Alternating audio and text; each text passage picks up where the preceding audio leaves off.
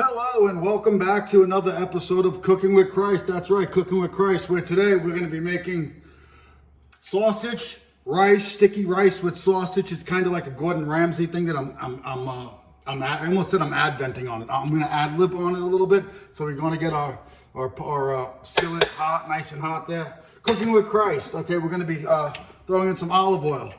First, I want the olive oil to get hot, but as usual, it's not hot enough yet, and we have to wait, so we have to stall a little bit. So what's happening here is we're talking about Exodus. We're talking about Moses leading the Israelites out of Israel, out of tyranny. And some people say like, well, what is the Spirit of God? What is the Spirit of God? What are you talking about? The Spirit of God is that which manifests itself inside of you in opposition to tyranny. That's the simplest way to put it, the Spirit of God. So Moses is leading the Israelites out of tyranny, leading the Hebrews, the Levites, through the out of the promised land, out of their tyranny, rather, I should say. Anyway, the oil's getting hot. Let's get back to this. Is the oil hot yet? It's hot, so we're gonna wait for it to get a little bit hotter. So he's leading them out of there because he was the guy to do it. That's why. So at least that's how history records it. Okay, so the first thing, if it's hotter, it needs to be hotter. It didn't make any noise at all. It's not hot enough. We'll be waiting a minute here. So that's the whole thing. Moses is leading the Israelites out of tyranny. He's leading them through the desert. And you might think, well, he's leading them through the desert. And they're in the desert for 40 years. And you might think, well, how does it take, why does it take 40 years to get out of that? But it might just take that long, depending on how things are going and the makeup of the situation, if that makes any sense. I know it doesn't make any sense, but he's leading them out of tyranny. He's leading them across there. See, what I want to do is I just want to brown up a red onion. Red onion is important because it's nice and sweet. That's our first step, what we're going to do with red onion. I want to get nice and I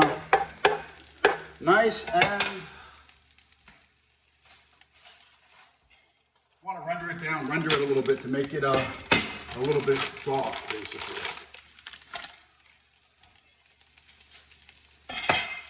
So that's going to be cooking up there a little bit. And I'm going to I'm getting some garlic ready for us here. Try to chop up some garlic, crush it up a little bit here. So I don't knock over anything. Okay. Some whole garlic in there. Now we're getting hot. I'm going to turn that down a little bit. So we got red onion and we have garlic. I'm going to get them all going there. All right, that on the outside there. Let that just cook for probably about, in real time, about 8 minutes on the onion and the garlic. And I'm already putting them off to the side, so I'm getting ready for the next step, but it's not time for that yet. Basically, just want to cook them up real good. Cooking with Christ. Episode number 2, Moses leading the Israelites out of tyranny through the desert. And when they're in the desert, you know, they got this problem because there's these snakes, and the snakes are in the desert, and the snakes are biting them, you know? You know, like, hey, Moses, you got to talk to God. You got to do something about this with God because, hey, this is just getting ridiculous. We're in the desert already. We've been here forever. It seems, how long are we going to be here? And we got the snakes biting us. The snakes are still biting us. Hey, Moses, go talk to God. You know him. You know God. He can fix this. Why don't you talk to him about it? Moses says, okay, I'll go talk to God about it. We'll get back to that in a minute. I'm going to add some sausage. Yeah, I'm going to add sweet Italian sausage into the mix.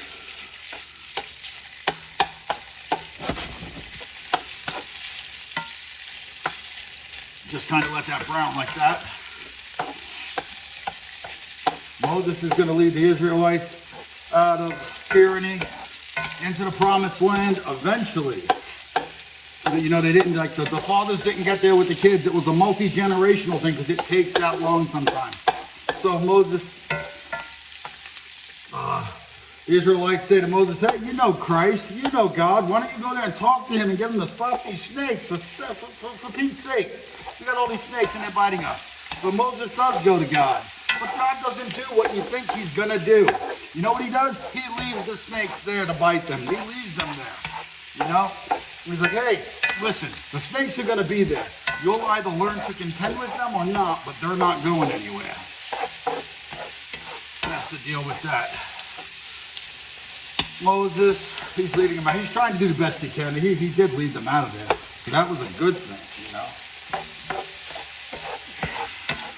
I'm just trying not to burn anything. Last time I made a video, like, I kind of burned it a little bit. I don't want to do that. So we got red onion, we got garlic, and we have sausage. We're just gonna let all that cook up nice. Oh, it smells good already. All right. Okay. So just a little bit of salt. I got one of these salt grinders. They're pretty cool from like Safeway or Taskmark or King Cullen, whatever your reference is. Then I got the pepper shakers that don't actually work. See, they don't actually work very well. Cooking with Christ, episode number 2. We're talking about the Levites being led out of tyranny by Moses. What a guy. What a nice. Leads them out there. Pretty neat. Pretty neat how he's able to do that. Took 40 years, but he did get them out of there. They did get to paradise, and it wasn't that bad. I thought this Bible story would last the whole entire time that I was cooking, but it has not. So it's basically he got them out of there. So I don't really know what I'm going to talk about next. Okay. Well, we can look at the book of Jeremiah, chapter 25, verse 1. The Lord said to Jeremiah, I don't know what he said to him. I can't think about what he said to him.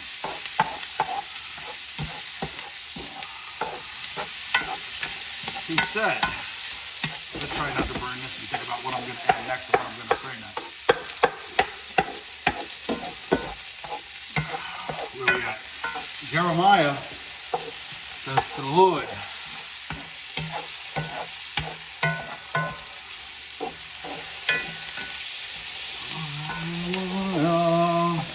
I lost track of what I was going to say, but I'm still cooking with Christ. He's right there. He's right there. He's getting like a little bit burnt there, but he'll be okay because he's God. Look at that. Okay, so we're 7 minutes in already. Oh my. Okay. Jeremiah. Before I formed you in the womb, I knew you. When you were born, I consecrated you. I dedicated you a prophet to all nations. Wherever I send you, you will go. Whatever I command you, you will say. Do not be afraid, for I am there beside you. That was the verse I was looking for. It speaks, a lot of people don't like that verse because it speaks of God's authoritarianism, his order over the universe. After all, today is the 35th Sunday in Ordinary Time. It's the end of the liturgical calendar because we're coming into Advent and Christmas. That would be a little bit hot. Okay, what's that? Let's throw in some peppers. Peppers. Oh, it's almost Christmas time. It's almost time for Christ's birth. We actually celebrate it. You know, everybody going to go out to midnight mass and all that good stuff. That's good.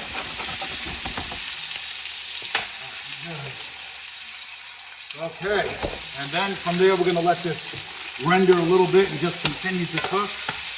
It's this here. Cooking with Christ, number 2. Biblical stories. So yeah, it says like the Lord is the King. He's the Christ King. He's going to tell you where to go and you're going to do it. Don't be afraid. He's going to be there with you. He will deliver you. Whatever you put forth to him, he will return to you tenfold. You want to ignore him and live your life without Christ? Go ahead and take that chance. You go ahead. But sometimes it doesn't end very well for people, as I noticed. Look at that. That's not bad, right? That's good, yeah. Okay, then what we're going to do is I just want to get a little bit hotter. Right, then I turn the heat up. So we turn the heat up. I'm going to just take some rice like this.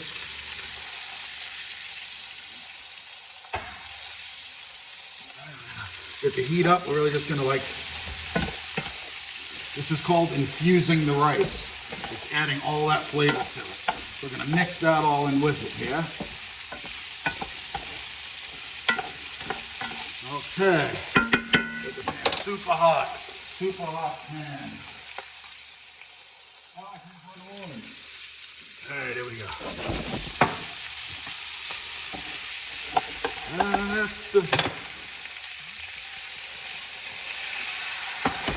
And then we're going to deglaze it.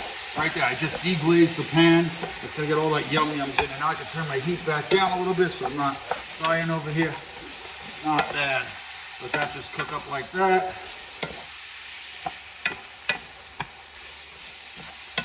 Wherever I send you, you will go. Christ. Remember, he died on the cross for you.